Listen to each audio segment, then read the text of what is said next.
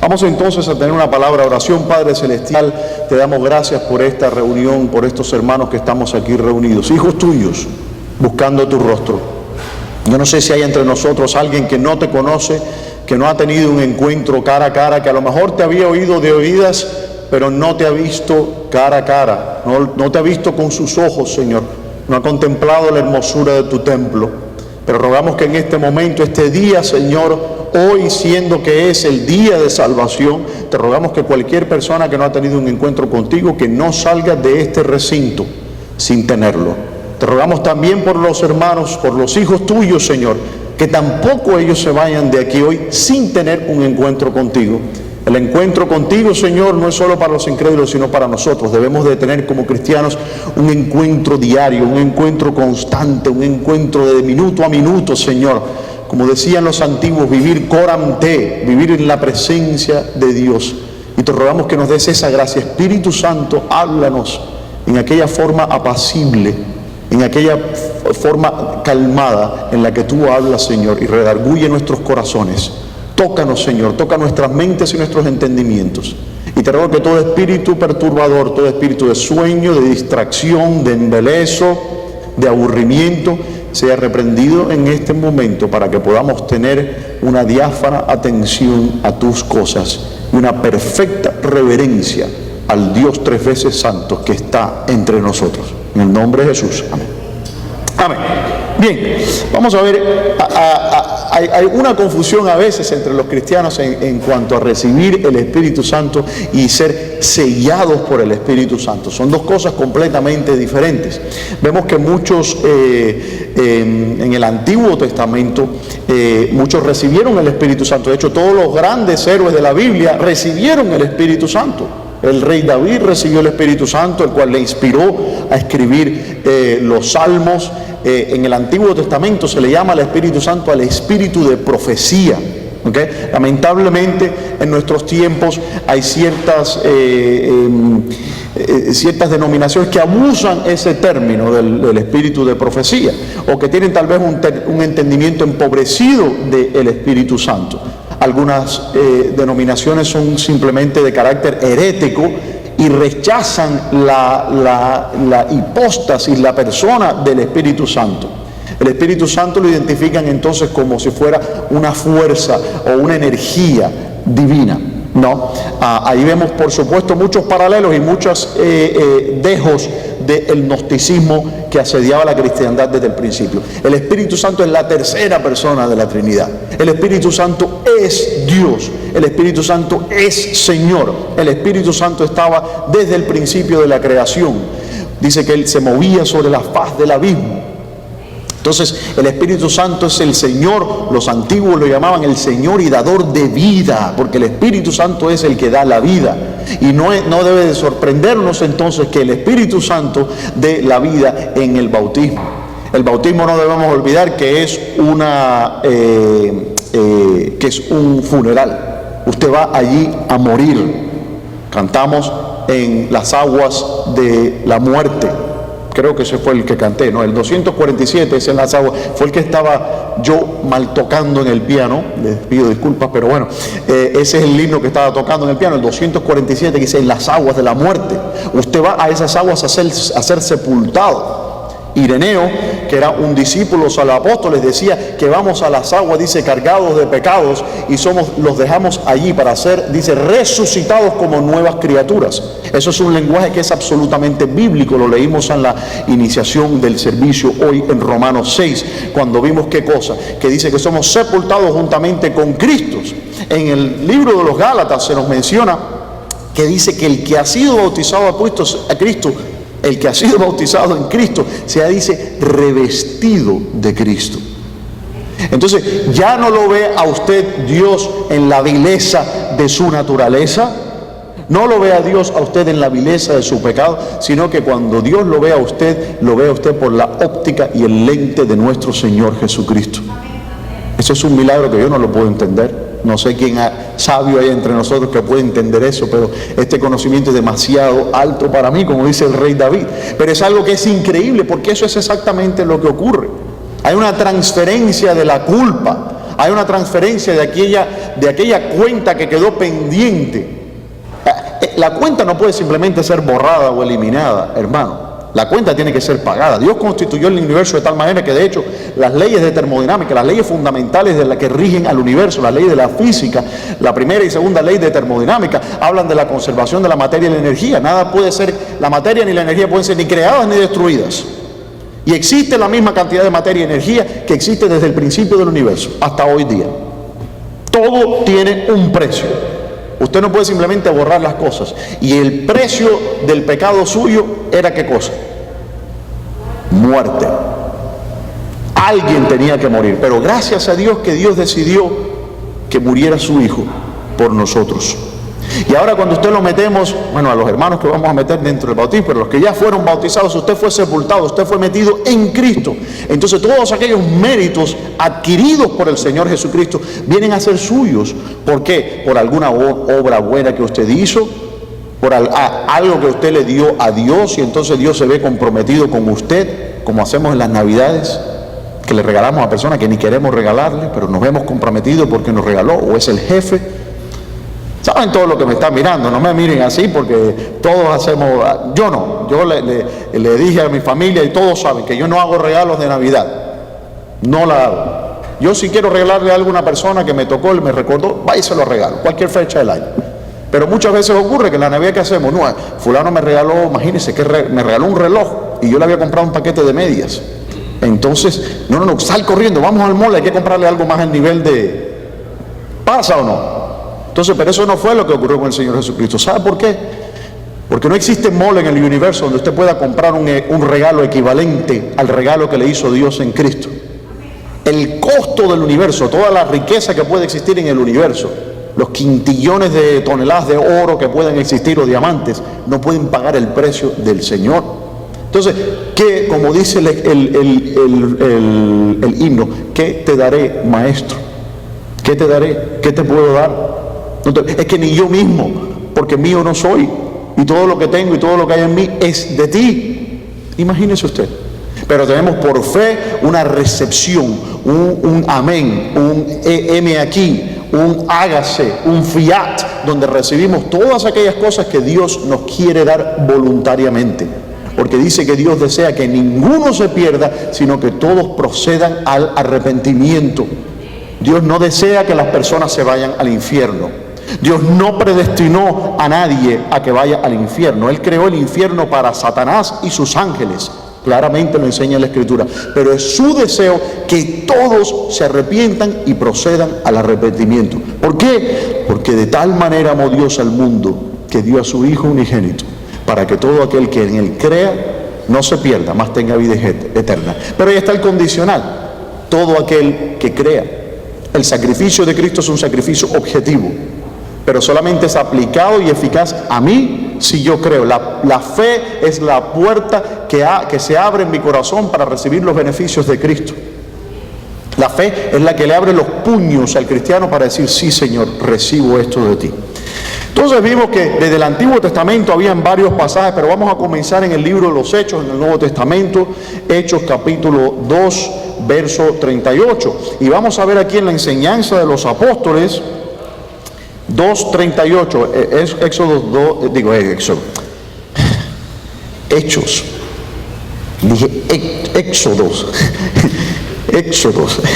Éxodos 2:38, dice, en el 37 comencemos. Al oír esto, el apóstol Pablo, vea el escenario, el apóstol Pedro había estado predicando. Y de hecho el subtítulo de toda esta porción de la Escritura dice el primer discurso de Pedro.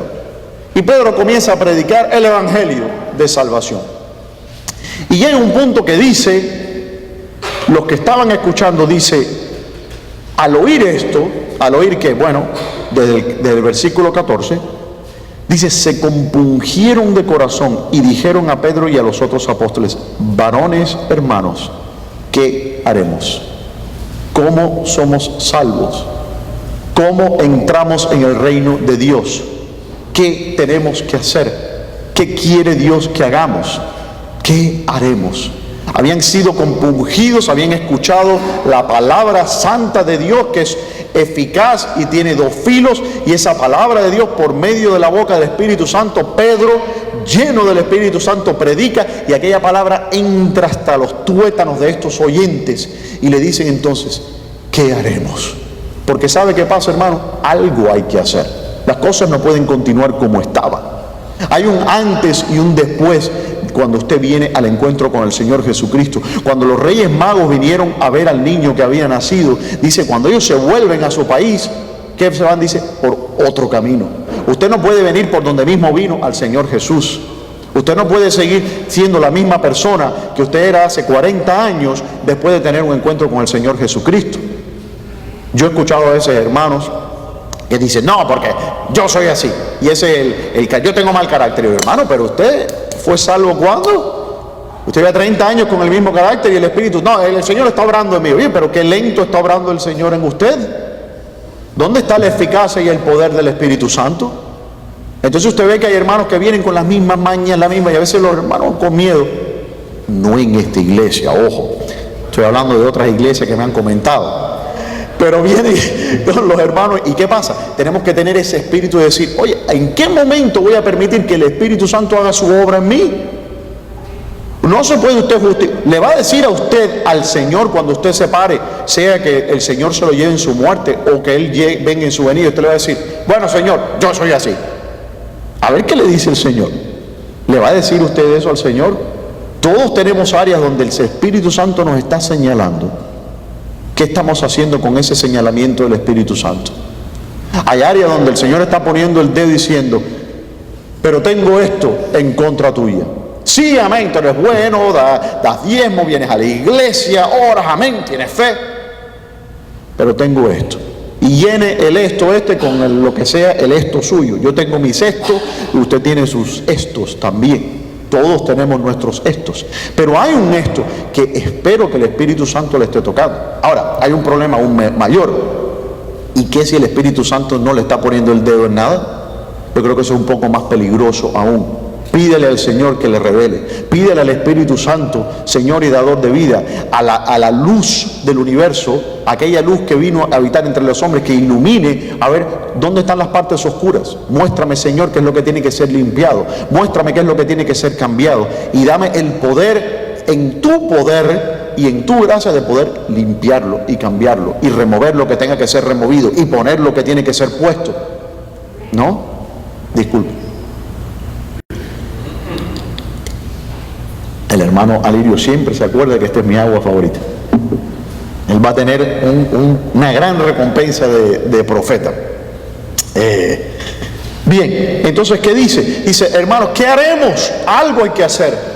Todos los que vinimos a la iglesia, recuerde la primera vez que usted puso su pie en una iglesia, que usted entró, sea porque alguien lo invitó o por lo que fuera. ¿Cómo llegó usted a la iglesia? Algunos a lo mejor nacieron en el Evangelio y sus padres eran cristianos. Pero llega un momento que usted tiene un encuentro con el Señor Jesús y usted dice, aquí hay que tomar una decisión. Yo me acuerdo un mensaje del pastor Nicolás hace muchos años que se llamaba El Cristo Inevitable. Un mensaje que tuvo un gran impacto en mi vida. Estoy hablando de un mensaje que predicó hará como 20 años o algo de eso. Lo predicó después varias veces. Dice que todo ser humano tiene, de alguna forma u otra, Dios no deja a nadie desprovisto. La divina providencia siempre deja un camino para que vengamos a Dios. Y dice la Escritura que Él no está lejos de ninguno de nosotros, si lo buscamos.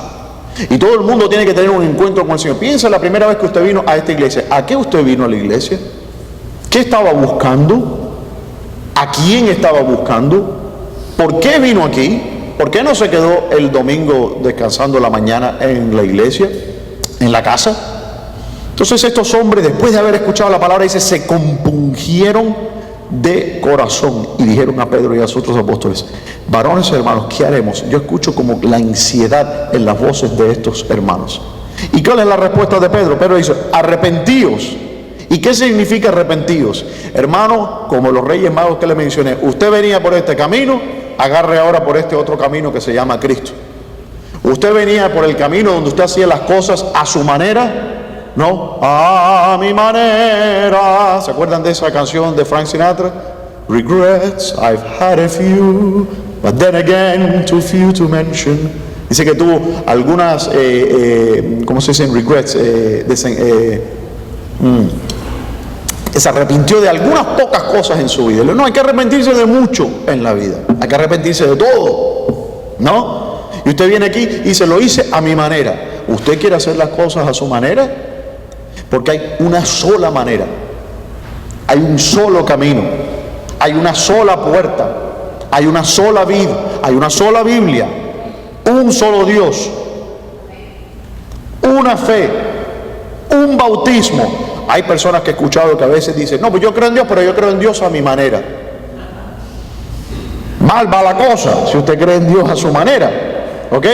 Y si no me cree, vea cuántas veces usted trató de hacer las cosas a su manera en su vida y le pregunto, ¿y cómo le salió? No me responda, le dejo ahí con esa pregunta retórica. No, yo lo hice a mi manera. Ajá, ¿y cómo te fue? Y piensas tú que si haciendo las cosas en esta tierra, en esta vida, a tu manera, te salieron mal, que tú vas a poder llegar a tu manera a Dios y que Dios te tiene que aceptar a ti. Es cierto que venimos a Él tal como somos, como dice ese himno, dice, tal como soy. Pero cuando usted viene al Señor Jesucristo, Él no lo deja tal como lo encontró. El Señor Jesucristo no encuentra a usted a un pedazo de diamante en la roca, todavía en la matriz, y no lo agarra y lo pone en su librero y lo deja ahí. Él lo saca y empieza a pulirlo para sacar de usted una joya digna de Él. Él toma una vida y Él la transforma, esa vida, para que esa vida se multiplique. Como aquella mujer, también haciendo alusión al bautismo, que le digo, de ti saldrán aguas, dice que salten para vida eterna. Entonces el cristiano tiene que ser, ¿qué cosa? Es un dispensario, un dispensador del Espíritu Santo, de una palabra de ánimo, de consuelo.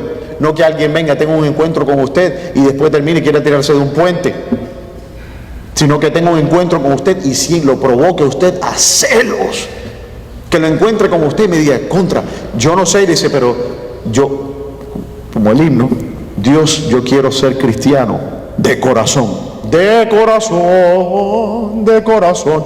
Dios, yo quiero ser cristiano de corazón. No a medias, no a mi manera, no dice yo quiero ser cristiano a mi manera, no, de corazón. ¿Cómo? A la manera de Cristo. ¿Cómo? A la manera que indica la palabra de Dios.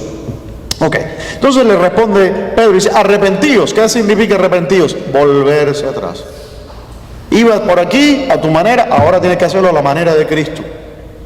Dice, y bautícese cada uno de vosotros en el nombre del Señor Jesucristo para perdón de los pecados y recibiréis el don del Espíritu Santo. Aquí vemos la fórmula apostólica y es la fórmula que sigue la enseñanza del Señor Jesucristo. El Señor Jesucristo al principio de su ministerio, que dice, es bautizado y después de haber sido bautizado recibió el Espíritu Santo. El don del Espíritu Santo, el don del ministerio del sacerdocio, lo recibió en el momento de su bautizo. Así también los cristianos, Dios nos otorga grandes cosas en el bautismo. Una de ellas es que somos metidos en el cuerpo de nuestro Señor Jesucristo, como estuvimos leyendo hoy en la invocación, o como leemos en Gálatas, creo que lo tengo anotado, o no, en Gálatas 3:26, dice que los que están bautizados en Cristo, dice, se han vestido, se han revestido de Cristo. Entonces en el bautizo usted es metido en Cristo.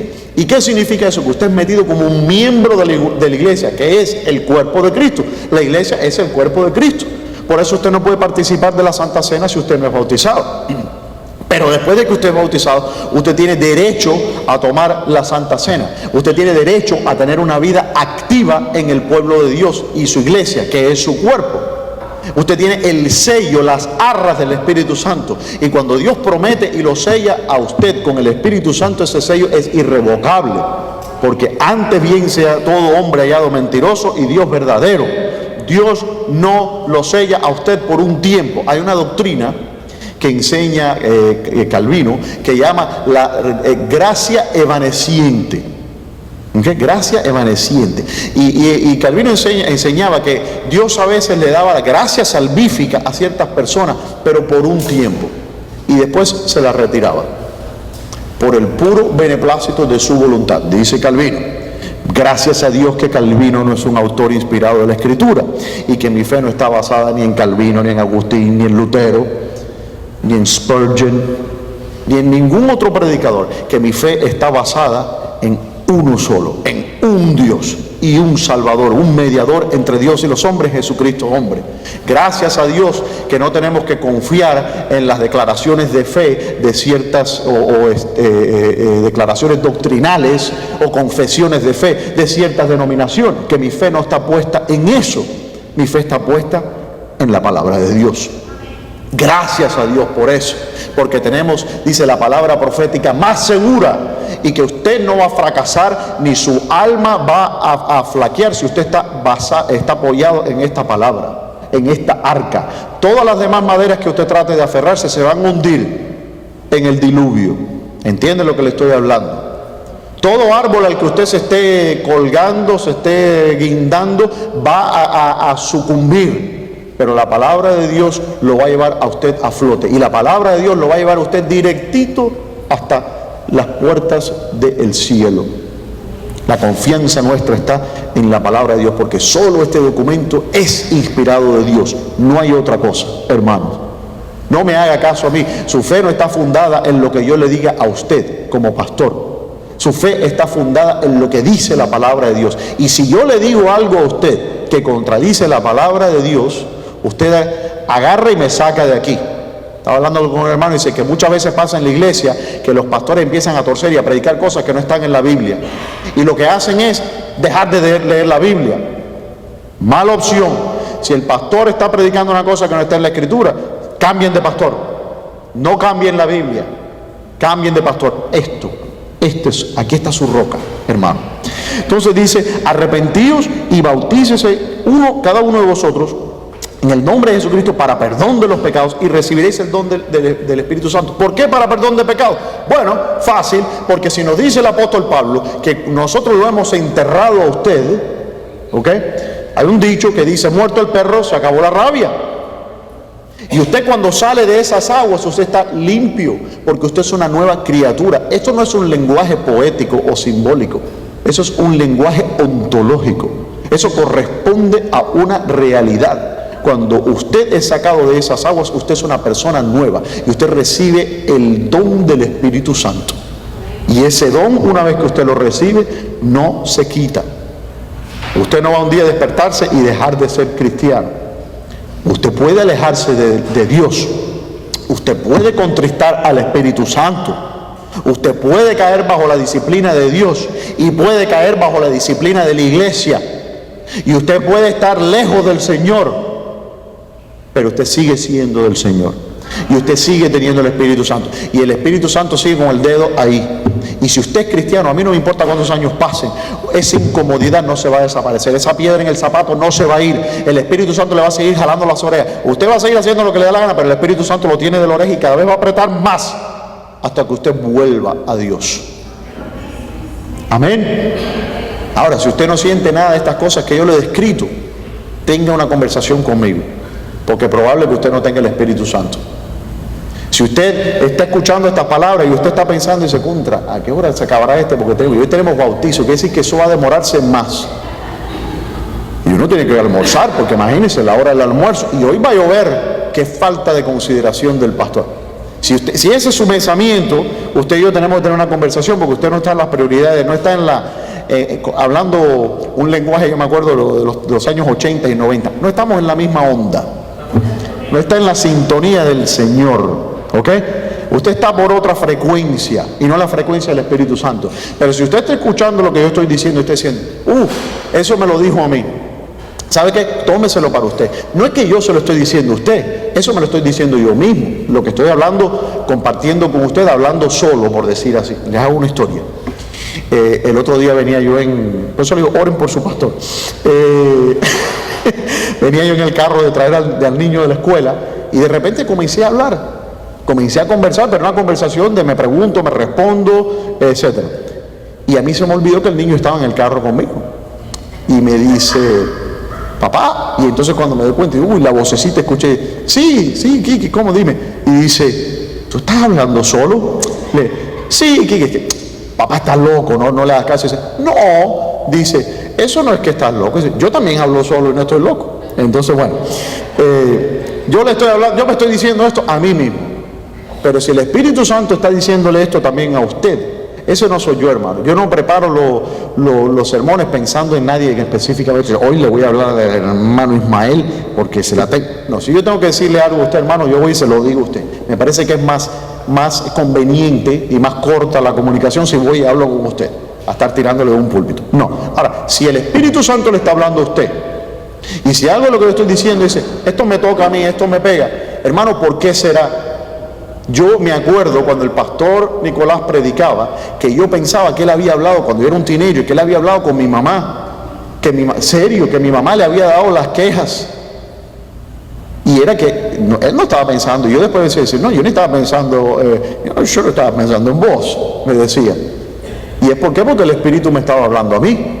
Me dice, este mensaje es para ti. Y uno como que, eso sí, una risa incómoda, ¿no? Amén, amén. A veces los hermanos dicen, amén, amén, amén, porque les está cayendo a ellos, pero no quieren que los demás se den cuenta, ¿no? Dice, arrepentíos y bautícense cada uno de vosotros en el nombre del Señor Jesucristo para perdón de pecados y recibiréis el don del Espíritu Santo. No solamente que recibiréis, ¿qué dice el Espíritu Santo? Eso sí es algo grande, pero no implica una permanencia. Pero cuando usted recibe el don, las arras del Espíritu, cuando usted es sellado, este lenguaje es el que es usado en la Escritura. Estoy usando un lenguaje bíblico. Eso está hablando de algo que es irreversible, ¿ok? Irrevocable. Usted recibe el Espíritu de Dios como una garantía. En Romanos, de hecho, mira, ahora me viene con Romanos capítulo 8. Vamos a Romanos capítulo 8.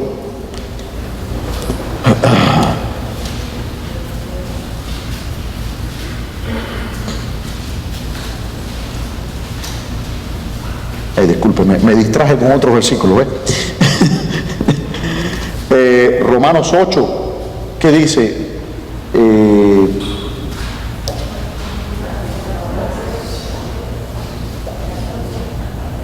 En el 8:23, aquí habla, donde habla, dice, y no, bueno, vamos un poco antes, en el 20 o el 19. El anhelo ardiente de la creación es el aguardar la manifestación de los hijos de Dios, porque la creación fue sujetada a vanidad no por su propia voluntad, sino por causa del que la sujetó en esperanza, porque también la creación misma será libertada de la esclavitud de corrupción a la libertad gloriosa de los hijos de Dios. Aunque sabemos que toda la creación gime a una y aún está con dolores de parto hasta ahora, y no solo ella, sino que también nosotros mismos, que tenemos las primicias del Espíritu, nosotros también gemimos dentro de nosotros mismos, esperando la adopción, la redención de nuestros cuerpos. ¿Ok?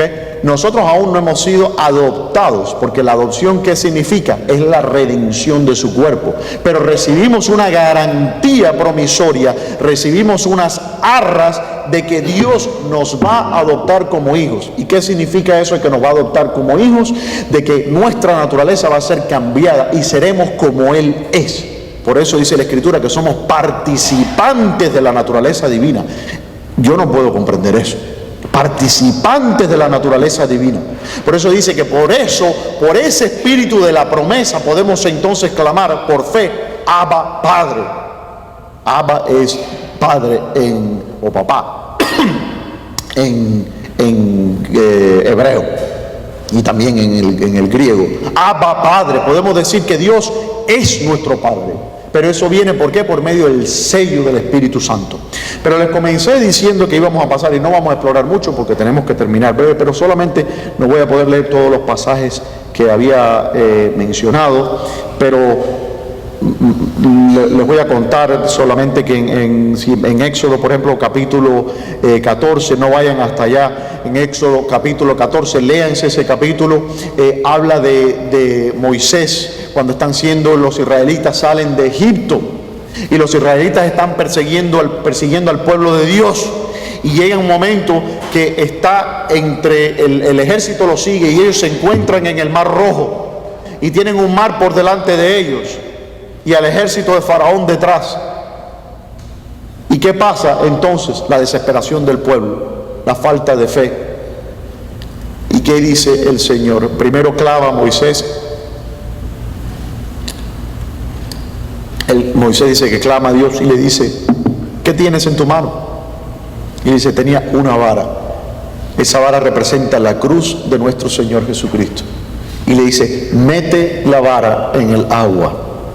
Aquí está haciendo ya una alusión o una figura o un tipo del bautismo. Entonces la figura es que Dios mete la vara en el agua. La cruz de Cristo abre el camino por medio del agua, y el pueblo dice que pasó en seco hasta el otro lugar. Dice que tenía dos paredes de agua alrededor, y pasó el pueblo y fue salvado de los egipcios que le seguían, del mundo.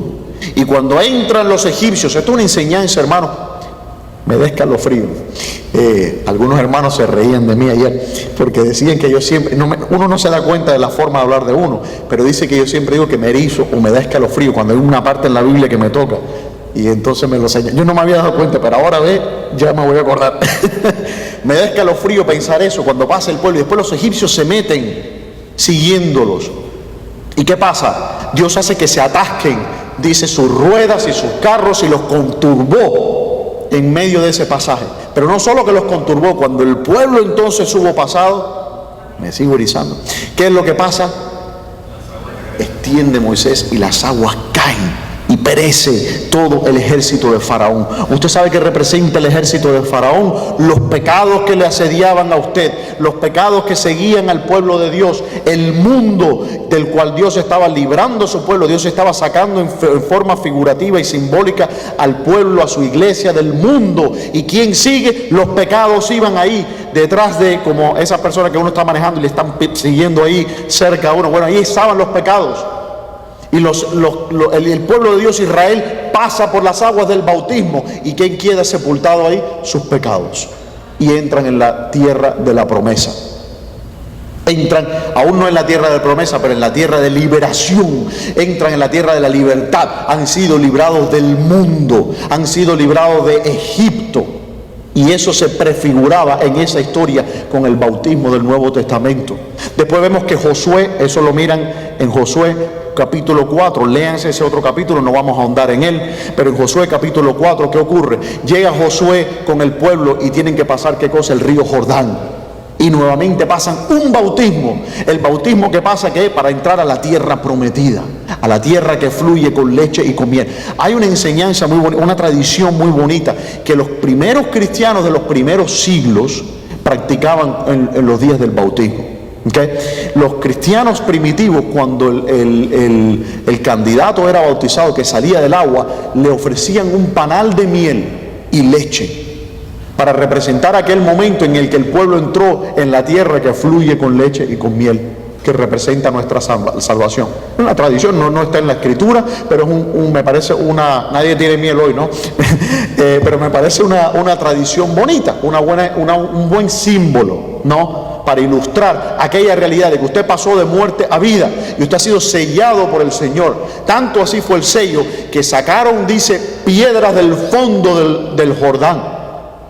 12 piedras. Aquí tenemos un hermano que la sacó del fondo de su canal, de su casa, pero bueno, él me llevó y dice, ven que te voy a mostrar las 12 piedras que saqué del fondo del canal. Y yo, amén. Y lo tiene ahí en su casa, en el jardín, las 12 piedras.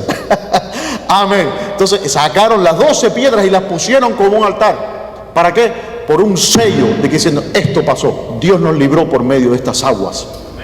Y después vemos en Efesios capítulo 5, cuando está hablando de la belleza matrimonial, de los deberes de la esposa. Esposas, respeten a sus esposos. Esposos, amad a vuestras esposas, como Cristo amó a su iglesia y se dio por ella, habiéndola purificado en el lavamiento del agua. Entonces vemos nuevamente esa belleza, el símbolo del bautismo como un evento matrimonial, como un evento nupcial, donde el cristiano queda, es increíble, porque dice que en el bautismo nosotros nos metemos en el cuerpo de Cristo, venimos a ser uno con su cuerpo, de la misma manera que en el matrimonio uno viene a ser de dos cuerpos, se forma una sola carne, hay una sola unión, y ese es el símbolo que manifiesta en el bautismo, cuando somos metidos en el cuerpo de Cristo. ¿Ok? Entonces, bueno, recuerden esos pasajes, Éxodo, para que vean eso, cómo el Señor libra al pueblo de sus pecados. para entrar en aquellas promesas que Dios había hecho. Vamos a terminar, de hecho, con la invocación que leímos hoy en Romanos capítulo 6. Es un versículo, un pasaje hermosísimo. Y es un pasaje que, de hecho, este pasaje ha sido tradicionalmente usado por los bautistas para defender la doctrina. Nosotros bautizamos por inmersión. ¿Qué significa inmersión? Que nosotros sumergimos a la persona en el agua. Nosotros enseñamos, porque la Escritura enseña, que esa es la forma válida de hacer el bautismo.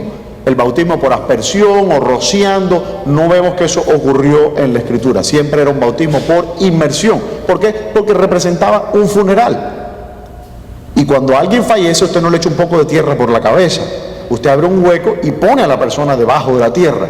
De la misma manera, cuando alguien perece de su vieja vida, cuando usted renuncia a su vieja vida y usted lo sepultamos, ese viejo hombre murió. Ese día usted tiene que recordar como el día que su viejo hombre murió, y usted nace como una nueva criatura. Entonces vemos que en este pasaje todo el capítulo el 6, el 7 y el 8 son pasajes que están hablando del bautismo y de los dones que Dios nos otorga en ellos. Dice: ¿qué pues diremos? ¿Perseveraremos en el pecado para que la gracia abunde? En ninguna manera. Porque los que hemos muerto al pecado, ¿cómo viviremos en él? Ahora, ¿cómo es que hemos muerto al pecado? Bueno, la respuesta sigue: ¿o no sabéis que todos los que hemos sido bautizados en Cristo Jesús, hemos sido bautizados en su muerte? Ahora, la connotación de la palabra en español, a pesar de que sí tiene esa connotación, en el griego es un poco más pesada, por decir así. En significa dentro de, ¿ok? Cuando usted dice pon tal cosa en tal lugar, para nosotros puede significar sobre en el idioma nuestro, pero en el griego es dentro de. Si yo le digo pon esto en el púlpito, usted haría esto. Pero si yo le digo en griego, usted haría esto. ¿Ve la diferencia? Entonces, cuando estamos bautizados en Cristo, si vamos de hecho a Gálatas 3:26, Gálatas 3:26, para que entienda un poco más el contexto. Dice, 3:26 y 26, pues todos sois hijos de Dios por la fe en Cristo Jesús, porque todos los que habéis sido bautizados en Cristo, de Cristo estáis revestidos. ¿Okay? Y esa es la noción que usted tiene que entender de meterse en el bautizo. Dice, todos los que hemos sido, volvamos a Romanos, los que hemos sido bautizados en Cristo Jesús, hemos sido bautizados en su muerte, hemos sido metidos en su muerte. La muerte de Cristo ha sido aplicada a nosotros vicariamente, porque somos sepultados juntamente con Él para muerte por el bautismo, a fin de que como Cristo resucitó de los muertos para la gloria del Padre, así también nosotros andemos en novedad de vida. Es decir, después del bautismo se espera que usted viva en novedad de vida, porque usted es una nueva criatura. Porque en Juan 3:5 dice que el que no naciere de agua y de espíritu no entrará en el reino de Dios. Le dijo el Señor a Nicodemo: el que no naciere de agua y de espíritu. Y vemos que cuáles son los que dan testimonio en la tierra: el espíritu, la sangre y el agua. Bien, dice: porque si fuimos plantados juntamente con Él en semejanza de su muerte, así también lo seremos en la de su resurrección. Sabiendo esto, que nuestro viejo hombre fue crucificado juntamente con Él. ¿Cómo? En el bautismo, para que el cuerpo del pecado sea destruido, a fin de que no sirvamos más al pecado, porque el que ha muerto ha sido justificado del pecado. El que ha muerto ha sido justificado del pecado. Ahora usted puede entender lo que significa Romanos 6:25, 23, que dice: porque la paga del pecado es muerte, mas la dádiva de Dios es vida eterna en Cristo Jesús, Señor nuestro. Y eso es lo que nos está enseñando en el bautismo. Nos identificamos con la muerte del Señor Jesucristo. ¿Y quién muere? Usted muere. Porque, ¿qué dice en el verso 7? Porque el que ha muerto ha sido justificado del pecado. Entonces, en Cristo, en su muerte vicaria, usted ha sido sepultado, y por medio de esos elementos, de esos medios, aquellos méritos de Cristo son aplicados a usted. Y ahora usted puede presentarse a Dios con una buena conciencia. Porque ¿qué dice el apóstol Pedro?